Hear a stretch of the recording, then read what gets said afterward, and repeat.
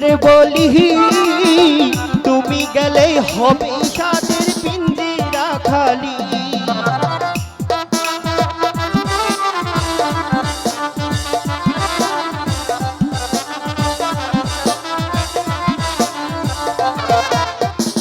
আব্দুল করিম বলে ময়না তোমারে বলি তুমি গেলে হবে সাদের পিঞ্জিরা খালি।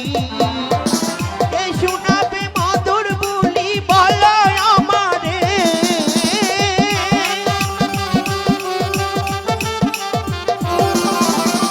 কে শোনাবে মধুর বুলি বলো আমারে।